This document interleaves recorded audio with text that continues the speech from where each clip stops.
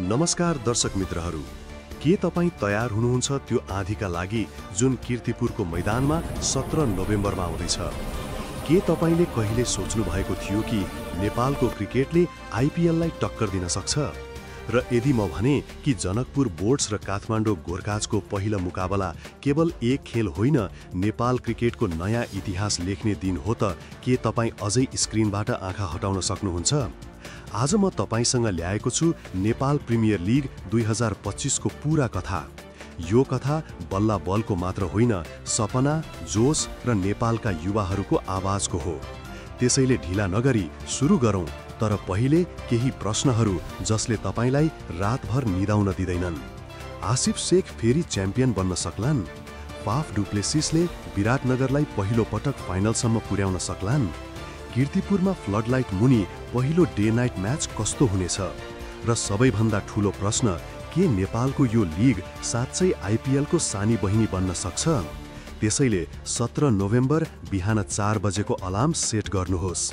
मित्रहरू, त्रिभुवन अन्तर्राष्ट्रिय क्रिकेट मैदान यही हो जहाँ गत वर्ष जनकपुर बोर्ड्सले सुदूरपश्चिम रोयल्सलाई 7 विकेटले हराएर पहिलो एनपिएल उपाधि जितेको थियो। तर यो वर्ष कथा फरक छ। फ्लडलाइट जडान भइसकेको छ। हो, तपाईले ठीक सुन्नुभयो, नेपालमा पहिलो पटक डे नाइट टी20 म्याच। बिहान 11:15 को खेल र साँझ 4 बजेको खेल दुवै कीर्तिपुरमै। र सबैभन्दा खास कुरा, 32 खेल, 27 दिन, 8 टिम, 150 भन्दा बढी खेलाडी, जसमध्ये धेरै ती नामहरू हुन् जसलाई तपाईँ आइपिएलमा चियर गर्नुहुन्छ। एक एक गरेर भेटौँ यी 8 फ्रेन्चाइजीसँग। म हरेक टिमको कप्तान, स्टार खेलाडी र सिक्रेट वेपन बताउँछु। जनकपुर बोर्ड्स डिफेन्डिङ च्याम्पियन्स, कप्तान आसिफ शेख, नेपालका विकेटकिपर ब्याटर। अन्तर्राष्ट्रिय स्टार आधिकारिक घोषणा भएको छैन, तर अफवाह छ राशिद खान आउन सक्छन्।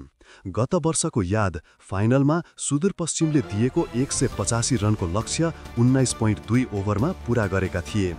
काठमाडौँ गोर्खाज, स्टार खेलाडी Ben Charlesworth, England. Biratnagar kings, कप्तान सन्दीप लामिछाने। अन्तर्राष्ट्रिय स्टार फाफ डुप्लेसिस, दक्षिण Africa. Marchant de Lange, George Munsey, Scotland. खास कुरा, फाफले पहिलो पटक नेपालको लिग खेल्दैछन्। के उनी विराटनगरलाई पहिलो उपाधि दिलाउन सक्लान्? चितवन राइनोज, खास कुरा, युवा नेपाली प्रतिभाहरूको टिम गत वर्ष सेमिफाइनलसम्म पुगेका थिए। पोखरा एभेन्जर्स, कप्तान अन्तर्राष्ट्रिय स्टार जेसन रोय, इङ्ल्यान्ड। जिमी निसाम, न्युजिल्यान्ड। खास कुरा, पोखराको सुन्दरता र क्रिकेटको जोस यो टिमको पहिचान।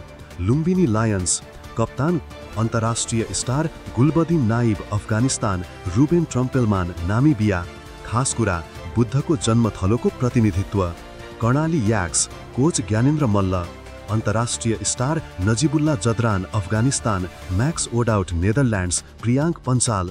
खास कुरा, कर्णालीको कठिन भूगोल जस्तै यो टिम पनि लडाकु छ। सुदूरपश्चिम रोयल्स, कप्तान गत वर्ष फाइनलमा जनकपुरसँग हारेका थिए, यो वर्ष बदला लिन चाहन्छन्। टिभीमा भारतीय स्टार स्पोर्ट्समा प्रत्यक्ष प्रसारण, दिनरात दुवै खेल। नेपाली च्यानल क्यानले ठेक्का दिएपछि एनसेल वा अन्य स्थानीय च्यानलमा। अनलाइन फ्यान कोड एप, वेबसाइटमा लाइभ स्ट्रिमिङ।